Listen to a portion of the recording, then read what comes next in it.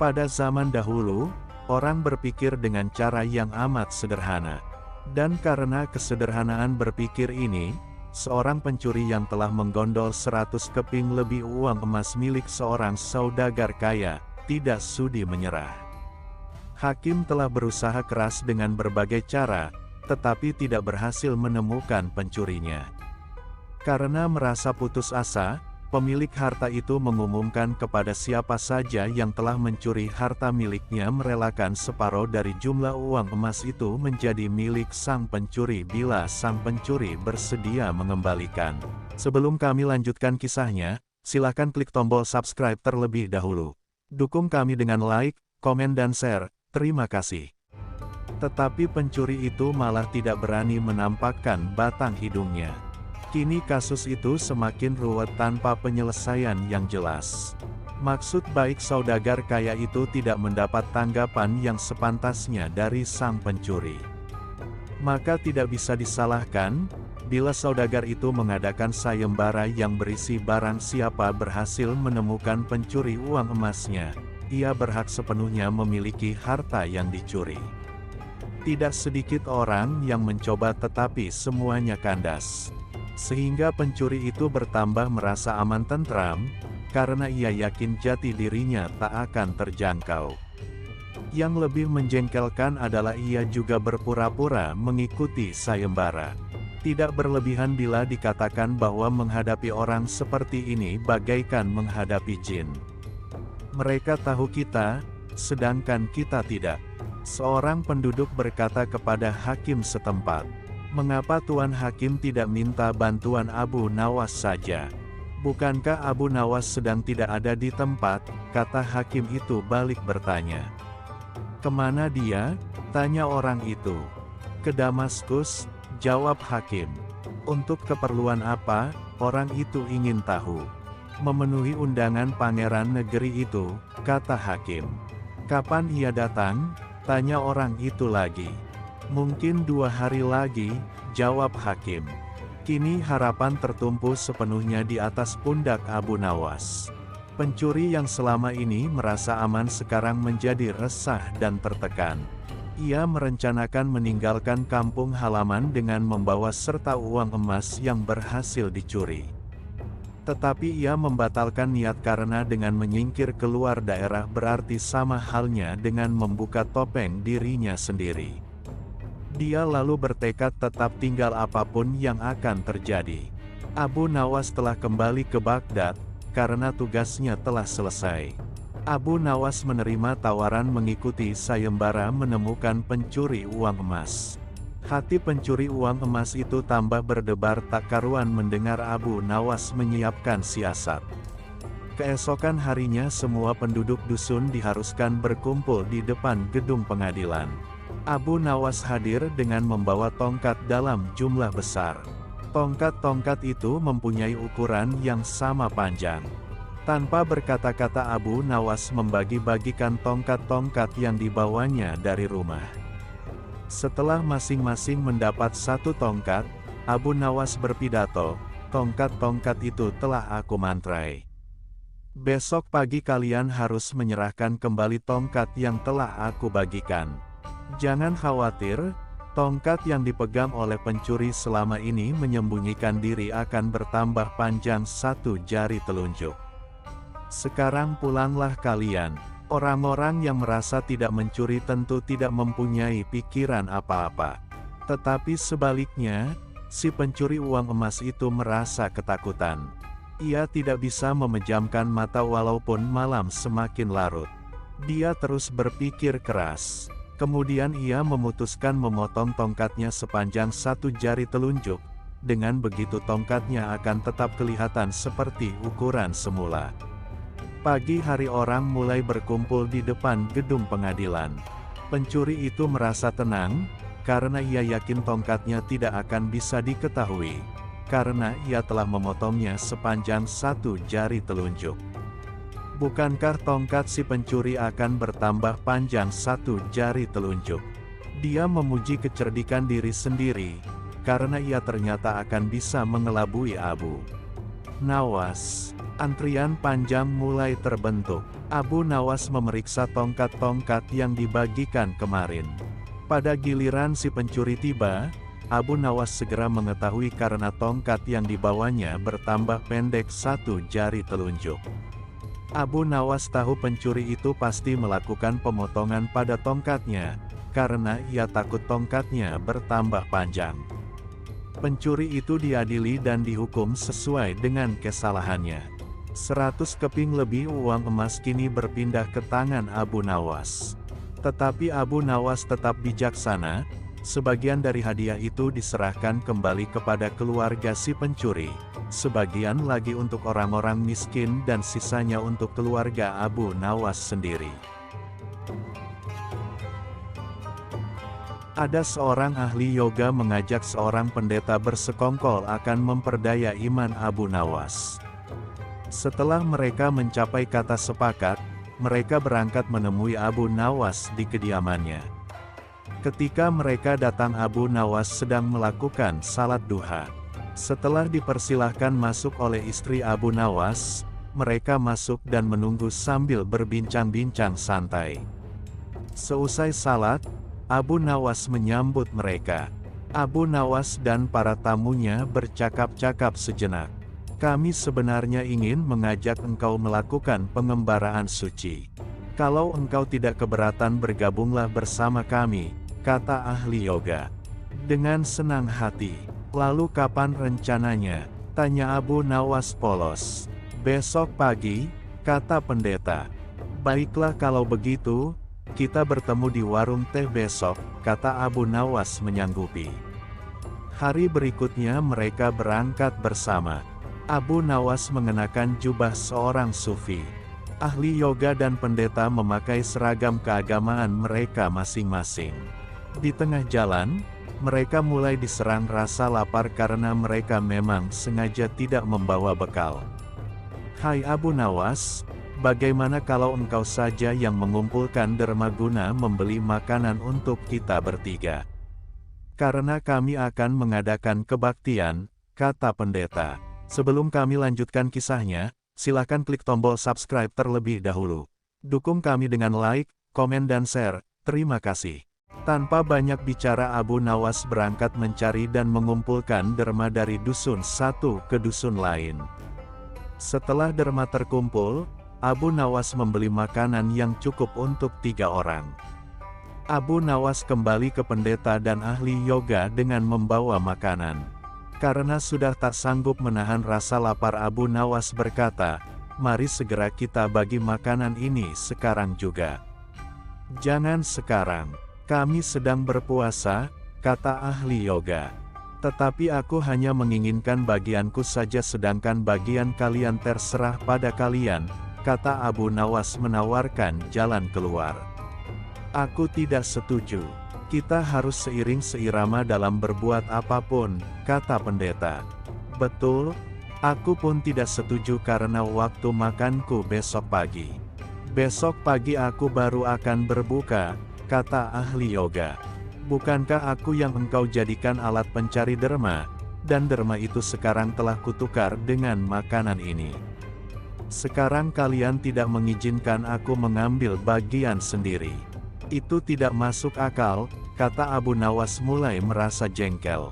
Namun begitu pendeta dan ahli yoga tetap bersikeras tidak mengizinkan Abu Nawas mengambil bagian yang menjadi haknya. Abu Nawas penasaran. Dia mencoba sekali lagi meyakinkan kawan-kawan agar mengizinkan ia memakan bagiannya. Tetapi mereka tetap saja menolak. Abu Nawas benar-benar merasa jengkel dan marah. Namun Abu Nawas tidak memperlihatkan sedikit pun kejengkelan dan kemarahannya. Bagaimana kalau kita mengadakan perjanjian, kata pendeta kepada Abu Nawas. Perjanjian apa? Tanya Abu Nawas. Kita adakan lomba.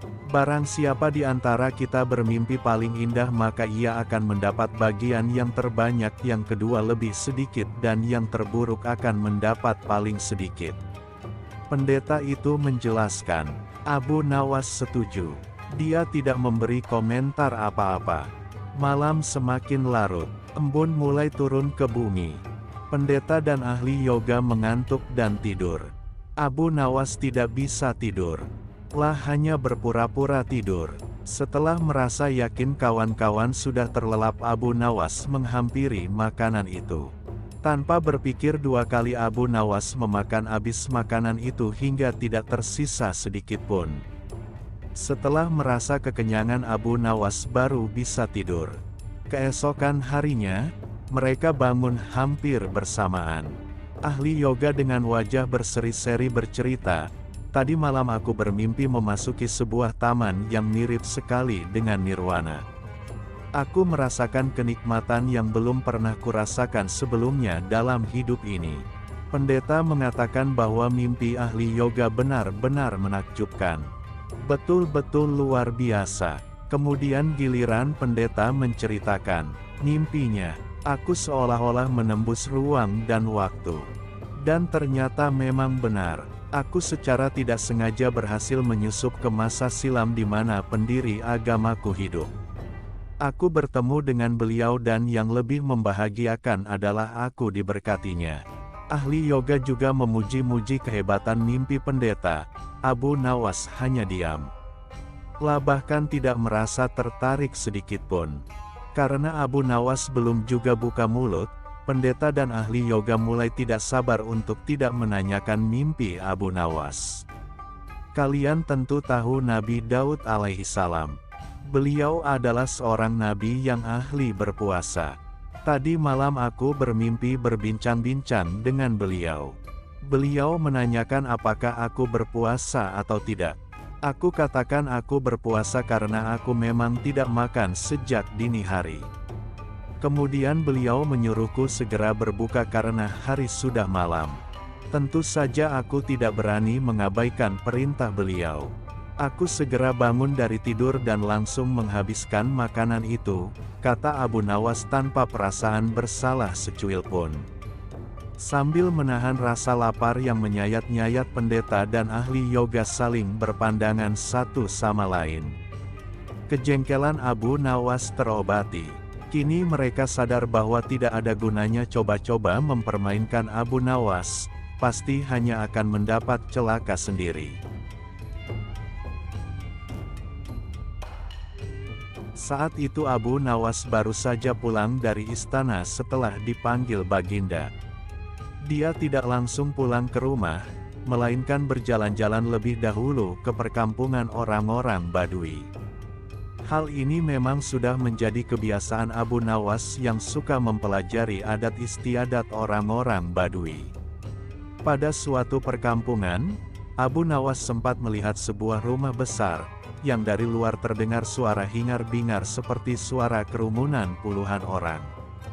Abu Nawas tertarik, ingin melihat untuk apa orang-orang Badui berkumpul di sana.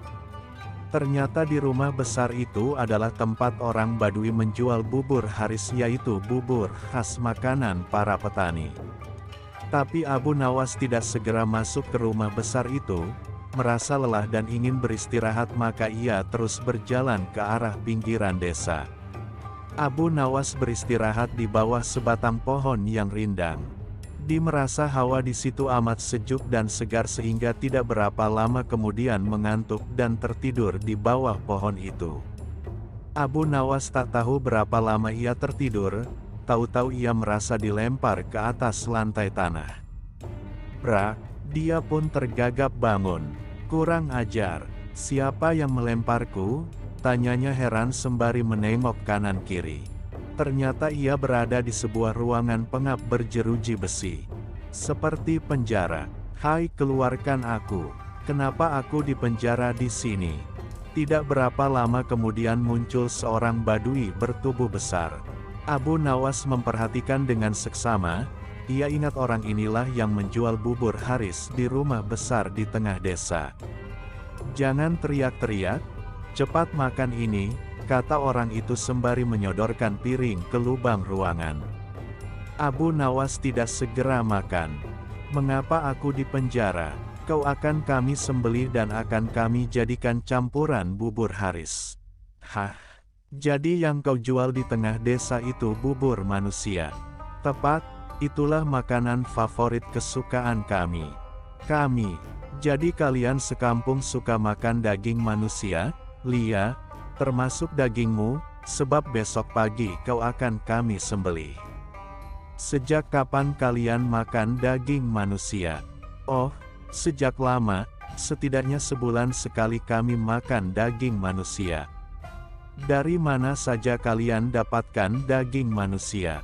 Kami tidak mencari kemana-mana, hanya setiap kali ada orang masuk atau lewat di desa kami pasti kami tangkap dan akhirnya kami sembelih untuk dijadikan bubur.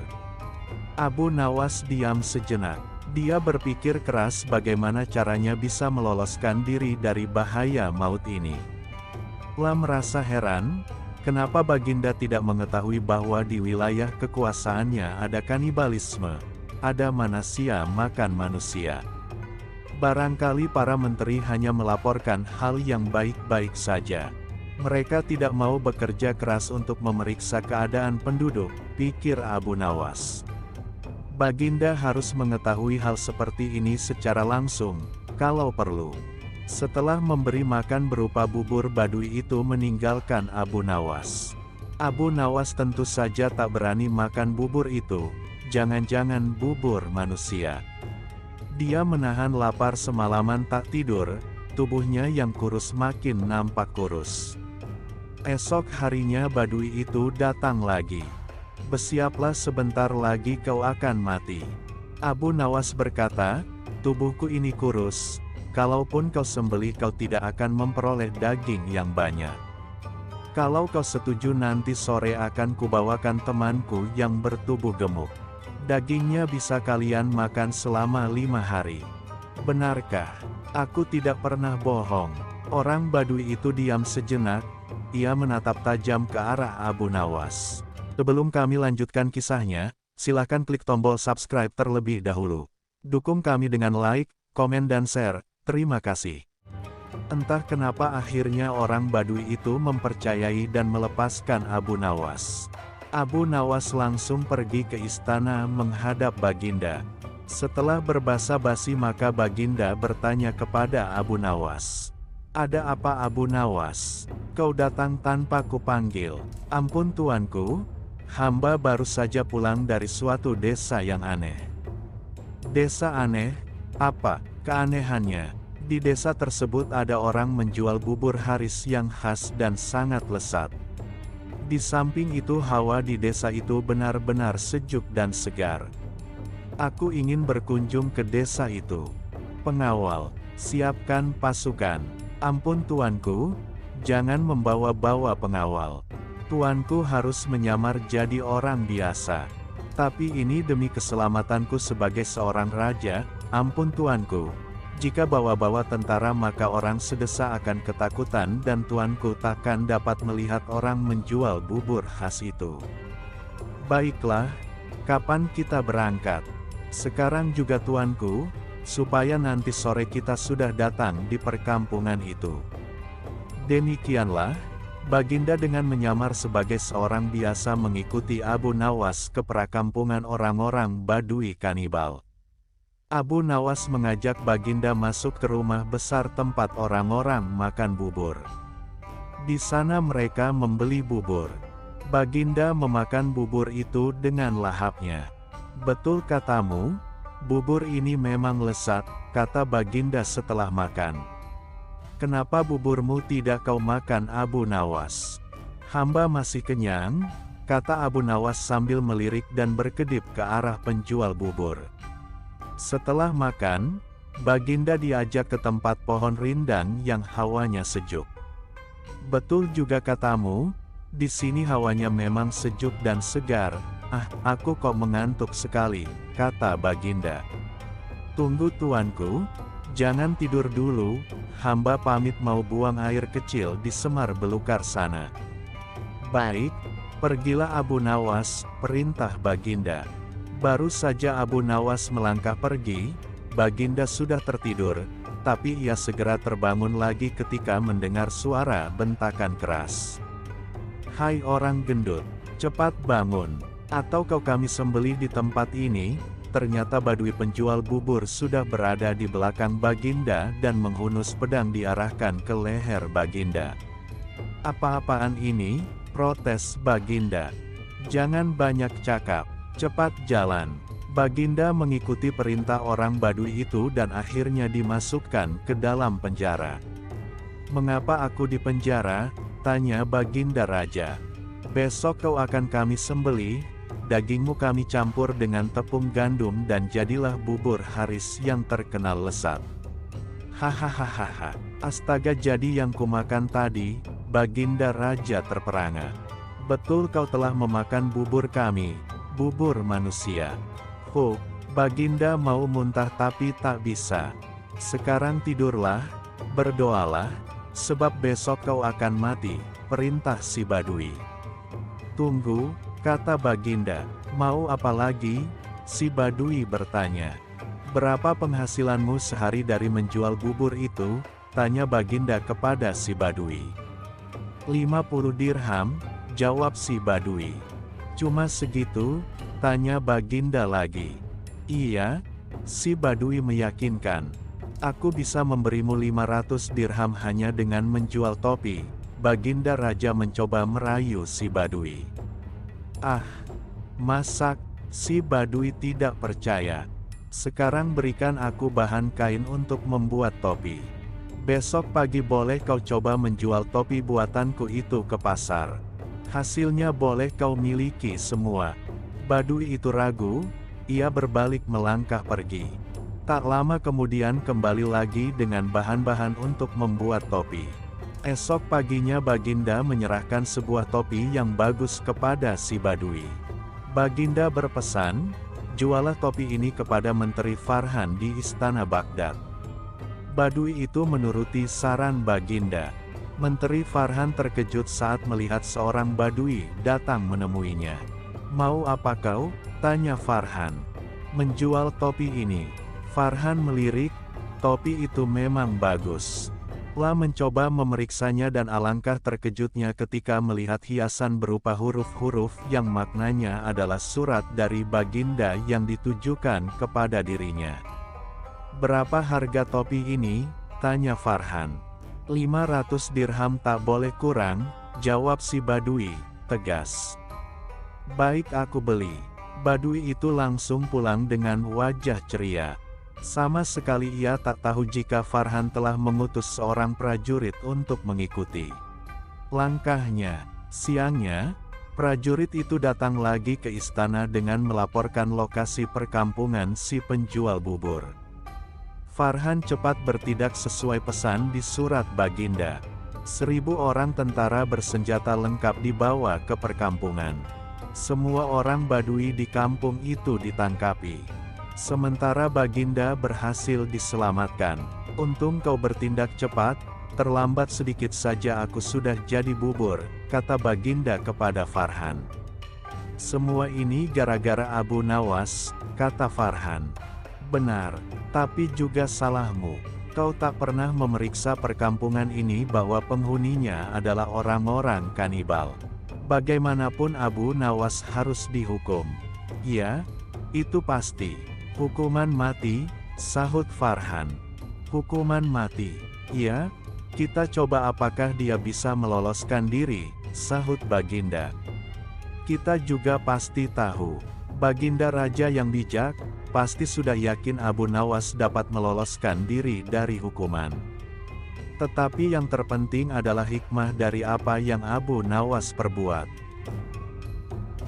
Pada suatu sore ketika Abu Nawas ke warung teh, kawan-kawan sudah berada di situ. Mereka memang sengaja sedang menunggu Abu Nawas. "Nah, ini Abu Nawas datang," kata salah seorang dari mereka. "Ada apa?" kata Abu Nawas sambil memesan secangkir teh hangat. "Kami tahu engkau selalu bisa melepaskan diri dari perangkap-perangkap yang dirancang Baginda Raja Harun al-Rasyid. Tetapi kami yakin kali ini engkau pasti dihukum Baginda Raja bila engkau berani melakukannya." Kawan-kawan Abu Nawas membuka percakapan. "Apa yang harus kutakutkan?" Tidak ada sesuatu apapun yang perlu ditakuti kecuali kepada Allah, kata Abu Nawas menentang. Selama ini belum pernah ada seorang pun di negeri ini yang berani memantati Baginda Raja Harun al-Rasyid. Bukankah begitu, hai Abu Nawas? Tanya kawan Abu Nawas. Tentu saja tidak ada yang berani melakukan hal itu, karena itu adalah pelecehan yang amat berat, hukumannya pasti dipancung, kata Abu Nawas memberitahu. Itulah yang ingin kami ketahui darimu. Beranikah engkau melakukannya? Sudah kukatakan bahwa aku hanya takut kepada Allah saja. Sekarang apa taruhannya bila aku bersedia melakukannya? Abu Nawas ganti bertanya. 100 keping uang emas. Di samping itu Baginda harus tertawa tatkala engkau pantati, kata mereka. Abu Nawas pulang setelah menyanggupi tawaran yang amat berbahaya itu. Kawan-kawan Abu Nawas tidak yakin Abu Nawas sanggup membuat Baginda Raja tertawa, apalagi ketika dipantati. Kayaknya kali ini Abu Nawas harus berhadapan dengan Algojo pemenggal kepala. Minggu depan Baginda Raja Harun al-Rasyid akan mengadakan jamuan kenegaraan. Para menteri, pegawai istana dan orang-orang dekat Baginda diundang, termasuk Abu Nawas. Abu Nawas merasa hari-hari berlalu dengan cepat, karena ia harus menciptakan jalan keluar yang paling aman bagi keselamatan lehernya dari pedang Algojo. Tetapi bagi kawan-kawan Abu Nawas, hari-hari terasa amat panjang. Karena mereka tak sabar menunggu pertaruhan yang amat mendebarkan itu. Persiapan-persiapan di halaman istana sudah dimulai. Baginda Raja menginginkan perjamuan nanti meriah karena Baginda juga mengundang raja-raja dari negeri sahabat. Ketika hari yang dijanjikan tiba, semua tamu sudah datang kecuali Abu Nawas. Kawan-kawan Abu Nawas yang menyaksikan dari jauh merasa kecewa karena Abu Nawas tidak hadir. Namun ternyata mereka keliru. Abu Nawas bukannya tidak datang tetapi terlambat, sehingga Abu Nawas duduk di tempat yang paling belakang. Ceramah-ceramah yang mengesankan mulai disampaikan oleh para ahli pidato. Dan tibalah giliran Baginda Raja Harun al-Rasyid menyampaikan pidatonya. Seusai menyampaikan pidato, Baginda melihat Abu Nawas duduk sendirian di tempat yang tidak ada karpetnya. Karena merasa heran Baginda bertanya, "Mengapa engkau tidak duduk di atas karpet?" "Paduka yang mulia, hamba haturkan terima kasih atas perhatian Baginda. Hamba sudah merasa cukup bahagia duduk di sini," kata Abu Nawas. "Wahai Abu Nawas, majulah dan duduklah di atas karpet, nanti pakaianmu kotor karena duduk di atas tanah." Baginda Raja menyarankan, "Ampun tuanku yang mulia, sebenarnya hamba ini sudah duduk di atas karpet." Baginda bingung mendengar pengakuan Abu Nawas. Karena Baginda melihat sendiri Abu Nawas duduk di atas lantai. "Karpet yang mana yang engkau maksudkan wahai Abu Nawas?" tanya Baginda masih bingung. "Karpet hamba sendiri tuanku yang mulia. Sekarang hamba selalu membawa karpet kemanapun hamba pergi," kata Abu Nawas seolah-olah menyimpan misteri.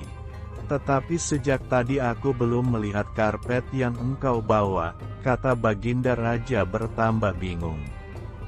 "Baiklah Baginda yang mulia, kalau memang ingin tahu maka dengan senang hati hamba akan menunjukkan kepada Paduka yang mulia," kata Abu Nawas sambil beringsut-ringsut ke depan. Setelah cukup dekat dengan Baginda, Abu Nawas berdiri kemudian menungging menunjukkan potongan karpet yang ditempelkan di bagian pantatnya. Abu Nawas kini seolah-olah memantati Baginda Raja Harun al-Rasyid. Melihat ada sepotong karpet menempel di pantat Abu Nawas, Baginda Raja tak bisa membendung tawa sehingga beliau terpingkal-pingkal diikuti oleh para undangan. Menyaksikan kejadian yang menggelikan itu, kawan-kawan Abu Nawas merasa kagum. Mereka harus rela melepas 100 keping uang emas untuk Abu Nawas. Sudah bertahun-tahun Baginda Raja Harun al-Rasyid ingin mengalahkan Abu Nawas. Namun perangkap-perangkap yang selama ini dibuat semua bisa diatasi dengan cara-cara yang cemerlang oleh Abu Nawas. Baginda Raja tidak putus asa.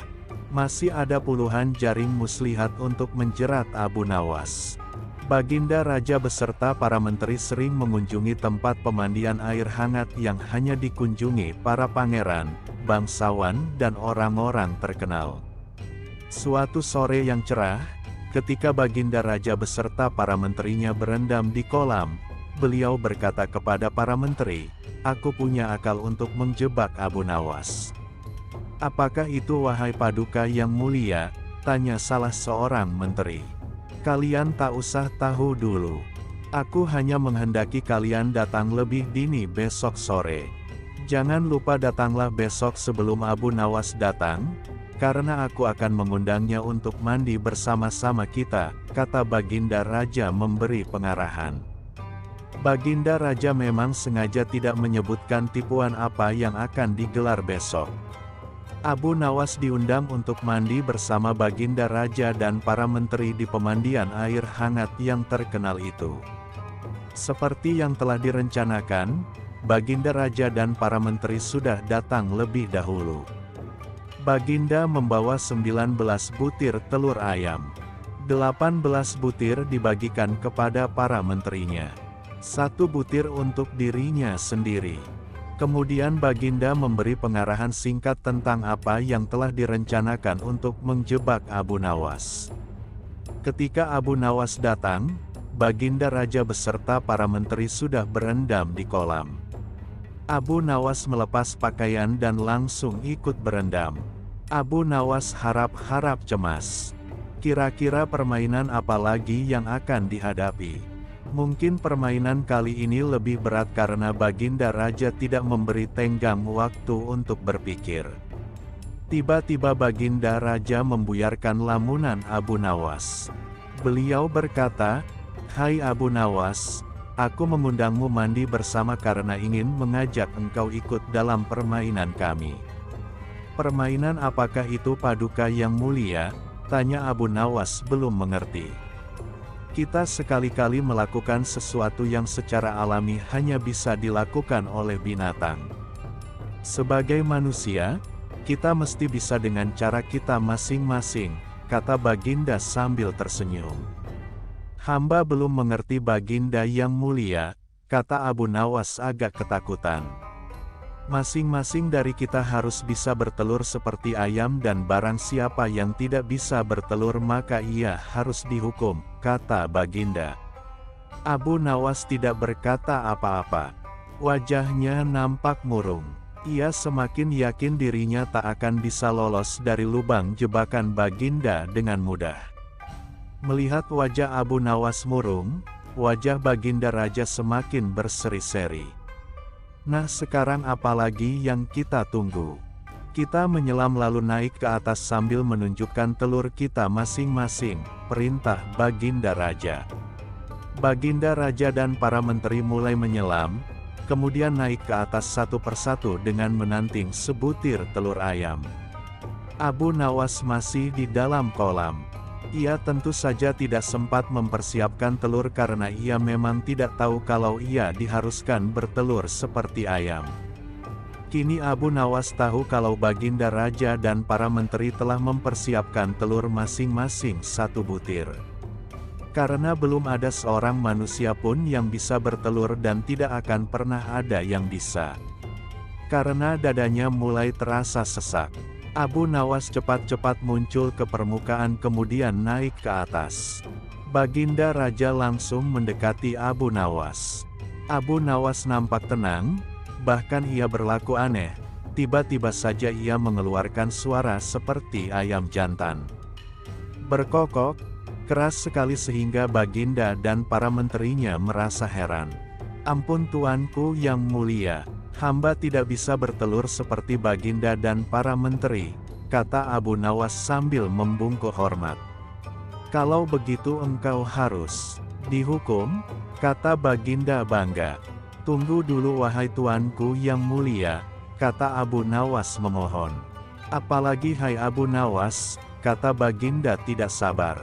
"Paduka yang mulia, sebelumnya izinkan hamba membela diri.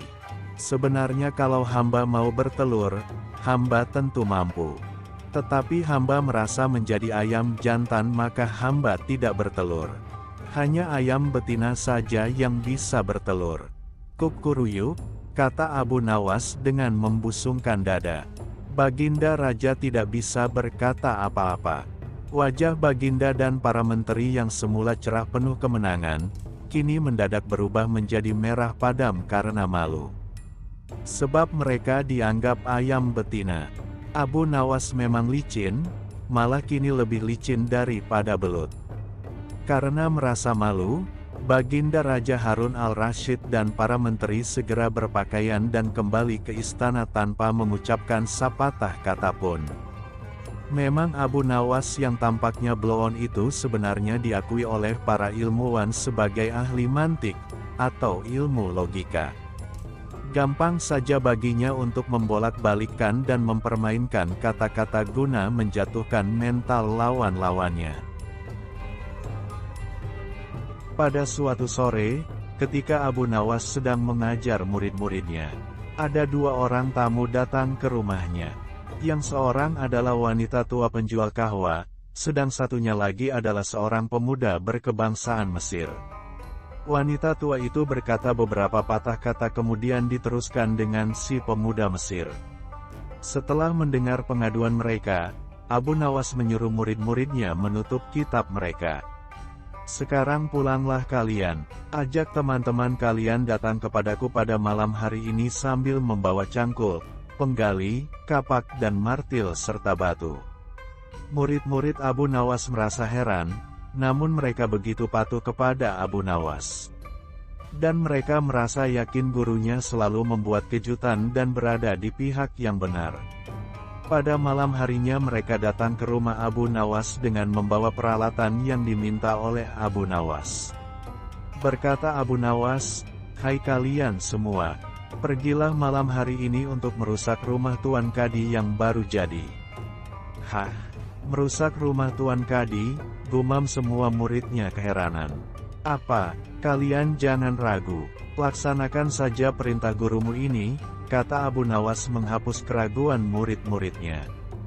"Barang siapa yang mencegahmu, jangan kau pedulikan, terus pecahkan saja rumah Tuan Kadi yang baru. Siapapun yang bertanya, katakan saja aku yang menyuruh merusak.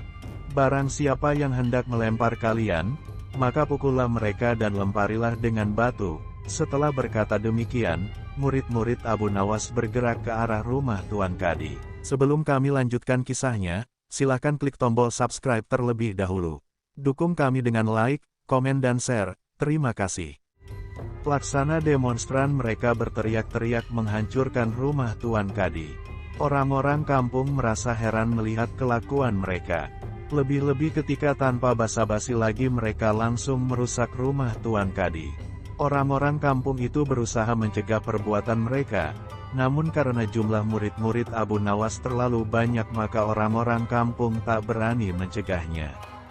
Melihat banyak orang merusak rumahnya, Tuan Kadi segera keluar dan bertanya, "Siapa yang menyuruh kalian merusak rumahku?" Murid-murid itu menjawab, "Guru kami Tuan Abu Nawas yang menyuruh kami." Setelah menjawab begitu mereka bukannya berhenti malah terus menghancurkan rumah Tuan Kadi, hingga rumah itu roboh dan rata dengan tanah. Tuan Kadi hanya bisa marah-marah karena tidak ada orang yang berani membelanya. "Dasar Abu Nawas provokator, orang gila. Besok pagi aku akan melaporkannya kepada Baginda." Benar, esok harinya Tuan Kadi mengadukan kejadian semalam. Sehingga Abu Nawas dipanggil menghadap Baginda. Setelah Abu Nawas menghadap Baginda, ia ditanya, "Hai Abu Nawas, apa sebabnya kau merusak rumah Kadi itu?" Abu Nawas menjawab, "Wahai tuanku, sebabnya ialah pada suatu malam hamba bermimpi, bahwasanya Tuan Kadi menyuruh hamba merusak rumahnya. Sebab rumah itu tidak cocok baginya, ia menginginkan rumah yang lebih bagus lagi. Ya, karena mimpi itu maka hamba merusak rumah Tuan Kadi." Baginda berkata, "Hai Abu Nawas, bolehkah hanya karena mimpi sebuah perintah dilakukan? Hukum dari negeri mana yang kau pakai itu?" Dengan tenang Abu Nawas menjawab, "Hamba juga memakai hukum Tuan Kadi yang baru ini tuanku." Mendengar perkataan Abu Nawas seketika wajah Tuan Kadi menjadi pucat. Dia terdiam 1000 bahasa. "Hai Kadi, benarkah kau mempunyai hukum seperti itu?" tanya Baginda. Tapi Tuan Kadi tiada menjawab, wajahnya nampak pucat, tubuhnya gemetaran karena takut. "Abu Nawas, jangan membuatku pusing. Jelaskan kenapa ada peristiwa seperti ini," perintah Baginda. "Baiklah." Abu Nawas tetap tenang. "Baginda, beberapa hari yang lalu ada seorang pemuda Mesir datang ke negeri Baghdad ini untuk berdagang sambil membawa harta yang banyak sekali. Pada suatu malam ia bermimpi kawin dengan anak Tuan Kadi dengan mahar mas kawin sekian banyak. Ini hanya mimpi Baginda." Tetapi Tuan Kadi yang mendengar kabar itu langsung mendatangi si pemuda Mesir dan meminta mahar anaknya. Tentu saja pemuda Mesir itu tak mau membayar mahar hanya karena mimpi. Nah, disinilah terlihat arogansi Tuan Kadi. Dia ternyata merampas semua harta benda milik pemuda Mesir sehingga pemuda itu menjadi seorang pengemis gelandangan, dan akhirnya ditolong oleh wanita tua penjual kahwa. Baginda terkejut mendengar penuturan Abu Nawas, tapi masih belum percaya 100%, maka ia memerintahkan Abu Nawas agar memanggil si pemuda Mesir. Pemuda Mesir itu memang sengaja disuruh Abu Nawas menunggu di depan istana. Jadi mudah saja bagi Abu Nawas memanggil pemuda itu ke hadapan Baginda. Berkata Baginda Raja, "Hai anak Mesir, ceritakanlah hal ihwal dirimu sejak engkau datang ke negeri ini." Ternyata cerita pemuda Mesir itu sama dengan cerita Abu Nawas. Bahkan pemuda itu juga membawa saksi yaitu Patua pemilik tempat kos dia menginap. "Kurang ajar, ternyata aku telah mengangkat seorang kadi yang bejat moralnya." Baginda sangat murka. Kadi yang baru itu dipecat dan seluruh harta bendanya dirampas dan diberikan kepada si pemuda Mesir. Setelah perkara selesai, kembalilah si pemuda Mesir itu dengan Abu Nawas pulang ke rumahnya. Pemuda Mesir itu hendak membalas kebaikan Abu Nawas. Berkata Abu Nawas, "Janganlah engkau memberiku barang sesuatu pun kepadaku. Aku tidak akan menerimanya sedikit pun jua." Pemuda Mesir itu betul-betul mengagumi Abu Nawas. Ketika ia kembali ke negeri Mesir, ia menceritakan tentang kehebatan Abu Nawas itu kepada penduduk Mesir sehingga nama Abu Nawas menjadi sangat terkenal. Kawan-kawan Abu Nawas merencanakan akan mengadakan perjalanan wisata ke hutan. Tetapi tanpa keikutsertaan Abu Nawas perjalanan akan terasa memenatkan dan membosankan. Sehingga mereka beramai-ramai pergi ke rumah Abu Nawas untuk mengajaknya ikut serta. Abu Nawas tidak keberatan. Mereka berangkat dengan mengendarai keledai masing-masing sambil bercengkrama. Tak terasa mereka telah menempuh hampir separuh perjalanan. Kini mereka tiba di pertigaan jalan yang jauh dari perumahan penduduk. Mereka berhenti karena mereka ragu-ragu. Setahu mereka, kedua jalan itu memang menuju ke hutan, tetapi hutan yang mereka tuju adalah hutan wisata. Bukan hutan yang dihuni binatang-binatang buas yang justru akan membahayakan jiwa mereka. Abu Nawas hanya bisa menyarankan untuk tidak meneruskan perjalanan, karena bila salah pilih, maka mereka semua tak akan pernah bisa kembali. Bukankah lebih bijaksana bila kita meninggalkan sesuatu yang meragukan? Tetapi salah seorang dari mereka tiba-tiba berkata, "Aku mempunyai 2 orang sahabat yang tinggal dekat semak-semak sebelah sana. Mereka adalah saudara kembar. Tak ada seorang pun yang bisa membedakan keduanya, karena rupa mereka begitu mirip.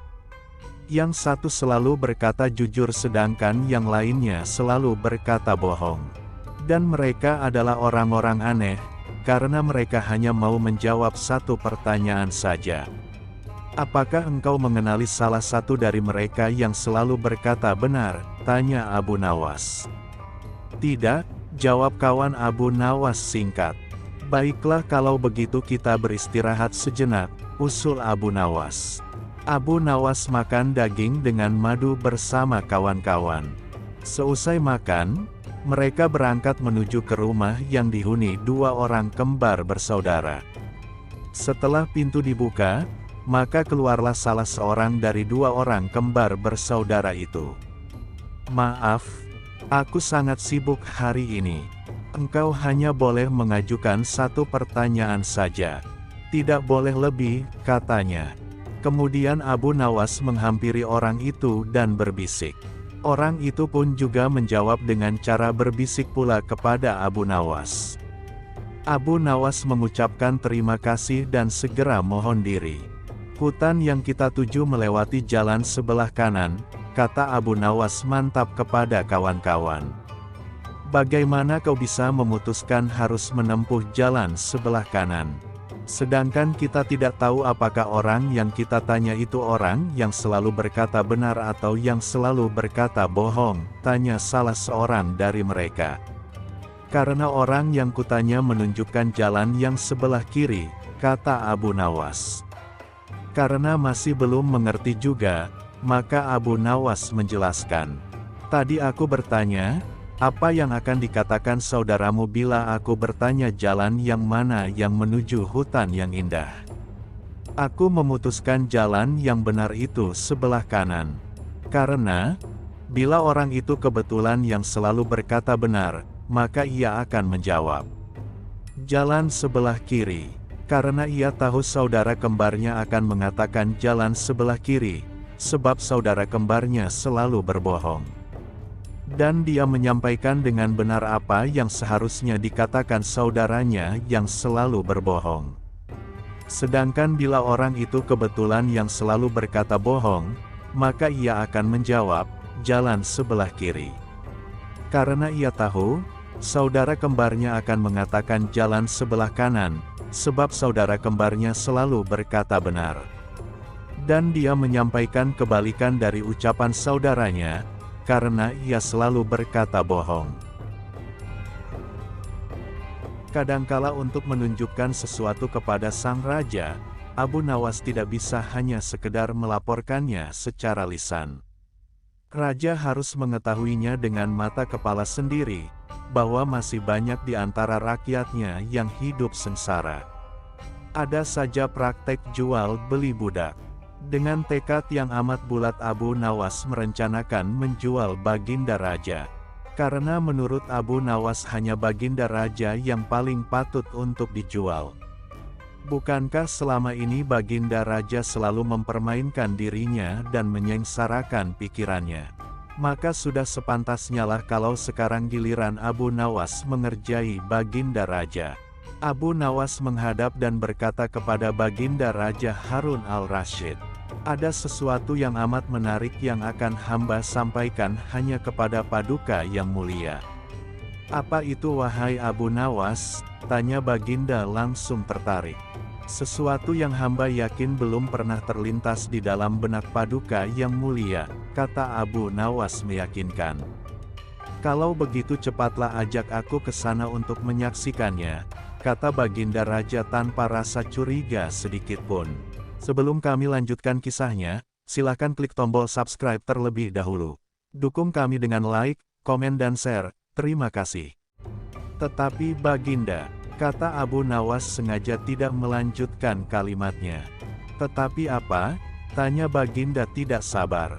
Bila Baginda tidak menyamar sebagai rakyat biasa, maka pasti nanti orang-orang akan banyak yang ikut menyaksikan benda ajaib itu, kata Abu Nawas.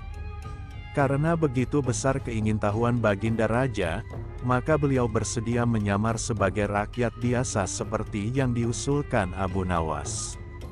Kemudian Abu Nawas dan Baginda Raja Harun al-Rasyid berangkat menuju ke sebuah hutan. Setibanya di hutan, Abu Nawas mengajak Baginda Raja mendekati sebuah pohon yang rindang, dan memohon Baginda Raja menunggu di situ.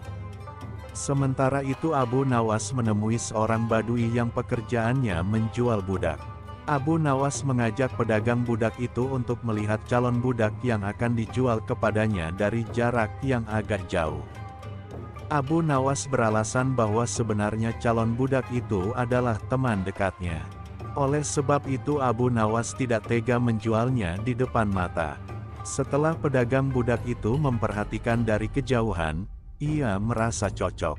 Abu Nawas pun membuatkan surat kuasa yang menyatakan bahwa pedagang budak sekarang mempunyai hak penuh atas diri orang yang sedang duduk di bawah pohon rindang itu. Abu Nawas pergi begitu menerima beberapa keping uang emas dari pedagang budak itu. Baginda Raja masih menunggu Abu Nawas di situ, ketika pedagang budak menghampirinya.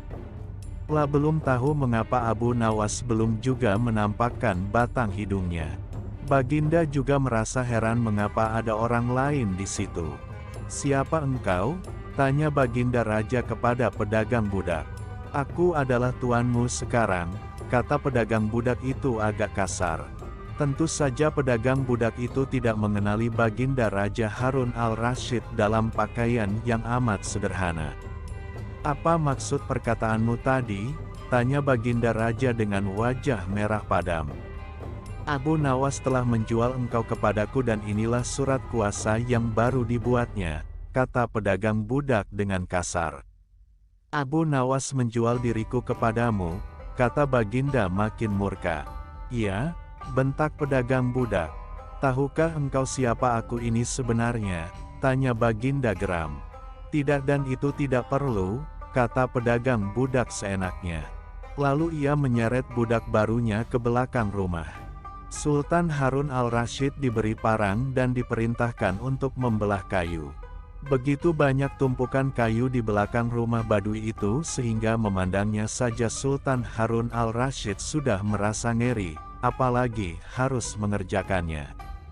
"Ayo kerjakan." Sultan Harun al-Rasyid mencoba memegang kayu dan mencoba membelahnya. Namun si badui melihat cara Sultan Harun al-Rasyid memegang parang merasa aneh. "Kau ini bagaimana? Bagian parang yang tumpul kau arahkan ke kayu, sungguh bodoh sekali." Sultan Harun al-Rasyid mencoba membalik parang hingga bagian yang tajam terarah ke kayu. Lah mencoba membelah namun tetap saja pekerjaannya terasa aneh dan kaku bagi si badui. "Oh, beginikah derita orang-orang miskin mencari sesuap nasi, harus bekerja keras lebih dahulu. Wah lama-lama aku tak tahan juga," gumam Sultan Harun al-Rasyid. Si badui menatap Sultan Harun al-Rasyid dengan pandangan heran dan lama-lama menjadi marah. Lah merasa rugi barusan membeli budak yang bodoh. "Hai badui, cukup semua ini aku tak tahan. Kurang ajar kau budakku harus patuh kepadaku," kata badui itu sembari memukul Baginda. Tentu saja raja yang tak pernah disentuh orang itu menjerit keras saat dipukul kayu. "Hai badui, aku adalah rajamu, Sultan Harun al-Rasyid," kata Baginda sambil menunjukkan tanda kerajaannya. Pedagang budak itu kaget dan mulai mengenal Baginda Raja. Ia pun langsung menjatuhkan diri sembari menyembah Baginda Raja. Baginda Raja mengampuni pedagang budak itu karena ia memang tidak tahu. Tetapi kepada Abu Nawas Baginda Raja amat murka dan gemas. Ingin rasanya beliau meremas-remas tubuh Abu Nawas seperti telur. Baginda Raja pulang ke istana dan langsung memerintahkan para prajuritnya menangkap Abu Nawas. Tetapi Abu Nawas telah hilang entah kemana, karena ia tahu sedang diburu para prajurit kerajaan. Dan setelah ia tahu para prajurit kerajaan sudah meninggalkan rumahnya, Abu Nawas baru berani pulang ke rumah. Suamiku, para prajurit kerajaan tadi pagi mencarimu. Ya istriku, ini urusan gawat. Aku baru saja menjual Sultan Harun al-Rasyid menjadi budak. Apa, raja kujadikan budak? Kenapa kau lakukan itu suamiku? Supaya dia tahu di negerinya ada praktek jual beli budak. Dan jadi budak itu sengsara. Sebenarnya maksudmu baik, tapi Baginda pasti marah. Buktinya para prajurit diperintahkan untuk menangkapmu. Menurutmu apa yang akan dilakukan Sultan Harun al-Rasyid kepadaku? Pasti kau akan dihukum berat. Gawat, aku akan mengerahkan ilmu yang kusimpan. Abu Nawas masuk ke dalam, ia mengambil air wudhu lalu mendirikan salat 2 rakaat. Lalu berpesan kepada istrinya apa yang harus dikatakan bila Baginda datang. Tidak berapa lama kemudian tetangga Abu Nawas geger, karena istri Abu Nawas menjerit-jerit. "Ada apa?" tanya tetangga Abu Nawas sambil tergopoh-gopoh. Suamiku mati." "Hah? Abu Nawas mati, Lia?" Kini kabar kematian Abu Nawas tersebar ke seluruh pelosok negeri. Baginda terkejut. Kemarahan dan kegeraman beliau agak susut mengingat Abu Nawas adalah orang yang paling pintar menyenangkan dan menghibur Baginda Raja. Baginda Raja beserta beberapa pengawai beserta seorang tabib dokter istana, segera menuju rumah Abu Nawas. Tabib segera memeriksa Abu Nawas.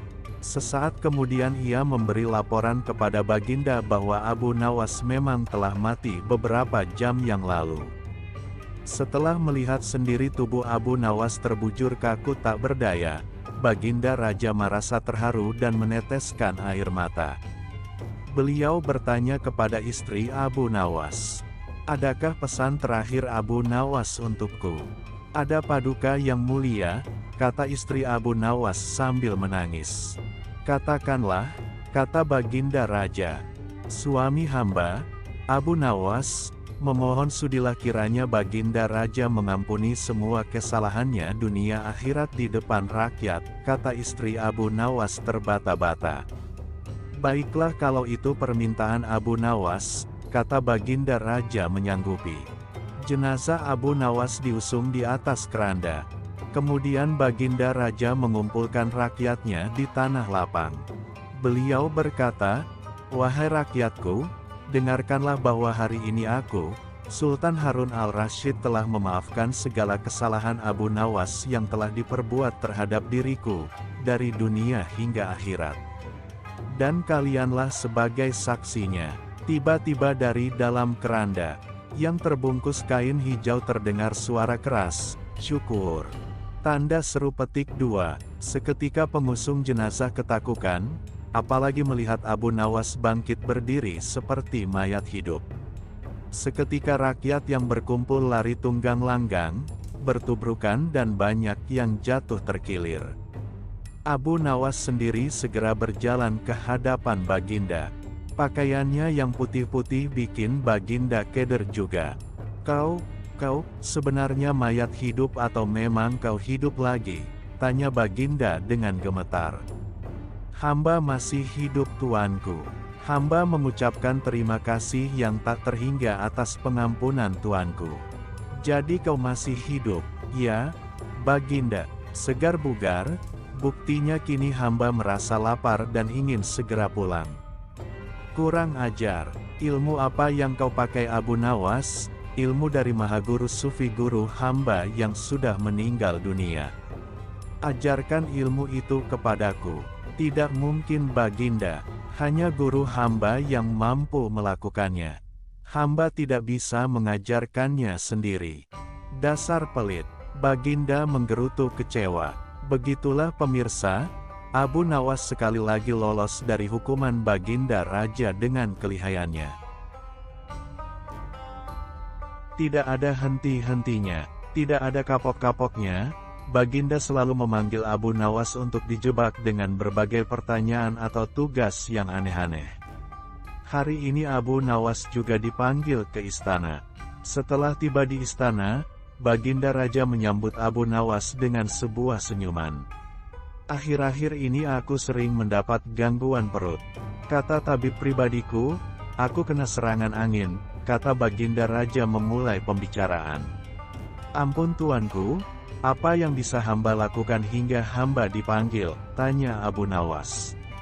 Aku hanya menginginkan engkau menangkap angin dan memenjarakannya, kata Baginda. Abu Nawas hanya diam, tak sepatah kata pun keluar dari mulutnya. Dia tidak memikirkan bagaimana cara menangkap angin nanti, tetapi ia masih bingung bagaimana cara membuktikan bahwa yang ditangkap itu memang benar-benar angin. Karena angin tidak bisa dilihat. Tidak ada benda yang lebih aneh dari angin. Tidak seperti halnya air, walaupun tidak berwarna tetapi masih bisa dilihat. Sedangkan angin tidak. Baginda hanya memberi Abu Nawas waktu tidak lebih dari 3 hari. Abu Nawas pulang membawa pekerjaan rumah dari Baginda Raja. Namun Abu Nawas tidak begitu sedih. Karena berpikir sudah merupakan bagian dari hidupnya, bahkan merupakan suatu kebutuhan. Dia yakin bahwa dengan berpikir akan terbentang jalan keluar dari kesulitan yang sedang dihadapi. Dan dengan berpikir pula ia yakin bisa menyumbangkan sesuatu kepada orang lain yang membutuhkan, terutama orang-orang miskin. Karena tidak jarang Abu Nawas menggondol sepundi penuh uang emas hadiah dari Baginda Raja atas kecerdikannya. Tetapi sudah 2 hari ini Abu Nawas belum juga mendapat akal untuk menangkap angin, apalagi memenjarakannya. Sedangkan besok adalah hari terakhir yang telah ditetapkan Baginda Raja. Abu Nawas hampir putus asa. Abu Nawas benar-benar tidak bisa tidur walau hanya sekejap. Mungkin sudah takdir, kayaknya kali ini Abu Nawas harus menjalani hukuman karena gagal melaksanakan perintah Baginda. Dia berjalan gontai menuju istana. Di sela-sela kepasrahannya kepada takdir ia ingat sesuatu, yaitu Aladin dan lampu wasiatnya. Bukankah jin itu tidak terlihat? Abu Nawas bertanya kepada diri sendiri. Dia berjingkrak girang dan segera berlari pulang. Sesampai di rumah ia secepat mungkin menyiapkan segala sesuatunya kemudian menuju istana. Di pintu gerbang istana Abu Nawas langsung dipersilahkan masuk oleh para pengawal, karena Baginda sedang menunggu kehadirannya. Dengan tidak sabar Baginda langsung bertanya kepada Abu Nawas. Sudahkah engkau berhasil memenjarakan angin, hai Abu Nawas? Sudah Paduka yang mulia, jawab Abu Nawas dengan muka berseri-seri sambil mengeluarkan botol yang sudah disumbat. Kemudian Abu Nawas menyerahkan botol itu. Baginda menimang-nimang botol itu. Mana angin itu, hai Abu Nawas? Tanya Baginda. Di dalam, tuanku yang mulia, jawab Abu Nawas penuh takzim. Aku tak melihat apa-apa, kata Baginda Raja. Ampun tuanku, memang angin tak bisa dilihat, tetapi bila Paduka ingin tahu angin, tutup botol itu harus dibuka terlebih dahulu, kata Abu Nawas menjelaskan. Setelah tutup botol dibuka Baginda mencium bau busuk. Bau kentut yang begitu menyengat hidung. Bau apa ini, hai Abu Nawas? Tanya Baginda marah. Ampun tuanku yang mulia, tadi hamba buang angin dan hamba masukkan ke dalam botol. Karena hamba takut angin yang hamba buang itu keluar maka hamba memenjarakannya, dengan cara menyumbat mulut botol, kata Abu Nawas ketakutan. Tetapi Baginda tidak jadi marah karena penjelasan Abu Nawas memang masuk akal. Dan untuk kesekian kali Abu Nawas selamat. Kisah ini mirip dengan kejadian pada masa Nabi Sulaiman ketika masih muda. Entah sudah berapa hari kasus seorang bayi yang diakui oleh 2 orang ibu yang sama-sama ingin memiliki anak.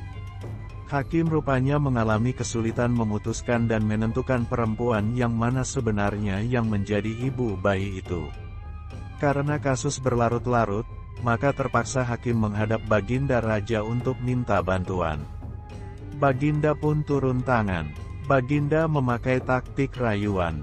Baginda berpendapat mungkin dengan cara-cara yang amat halus salah satu wanita itu ada yang mau mengalah. Tetapi kebijaksanaan Baginda Raja Harun al-Rasyid justru membuat kedua perempuan makin mati-matian saling mengaku bahwa bayi itu adalah anaknya. Baginda berputus asa, mengingat tak ada cara-cara lain lagi yang bisa diterapkan. Baginda memanggil Abu Nawas. Abu Nawas hadir menggantikan hakim.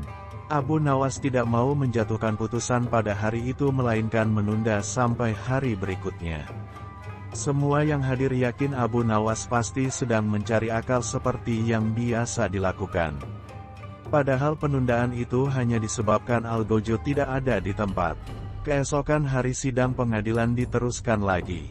Abu Nawas memanggil Algojo dengan pedang di tangan. Abu Nawas memerintahkan agar bayi itu diletakkan di atas meja. "Apa yang akan kau perbuat terhadap bayi itu?" kata kedua perempuan itu saling memandang. Kemudian Abu Nawas melanjutkan dialog. "Sebelum saya mengambil tindakan, apakah salah satu dari kalian bersedia mengalah dan menyerahkan bayi itu kepada yang memang berhak memilikinya?"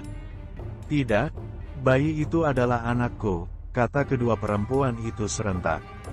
"Baiklah, kalau kalian memang sungguh-sungguh sama menginginkan bayi itu dan tidak ada yang mau mengalah, maka saya terpaksa membelah bayi itu menjadi dua sama rata," kata Abu Nawas mengancam. Perempuan pertama girang bukan kepalang, sedangkan perempuan kedua menjerit-jerit histeris. "Jangan, tolong jangan dibelah bayi itu. Biarlah aku rela bayi itu seutuhnya diserahkan kepada perempuan itu," kata perempuan kedua. Abu Nawas tersenyum lega. Sekarang topeng mereka sudah terbuka. Abu Nawas segera mengambil bayi itu dan langsung menyerahkan kepada perempuan kedua. Abu Nawas minta agar perempuan pertama dihukum sesuai dengan perbuatannya. Karena tak ada ibu yang tega menyaksikan anaknya disembelih. Apalagi di depan mata. Baginda Raja merasa puas terhadap keputusan Abu Nawas. Dan sebagai rasa terima kasih, Baginda menawari Abu Nawas menjadi penasehat hakim kerajaan. Tetapi Abu Nawas menolak, "Lah lebih senang menjadi rakyat biasa."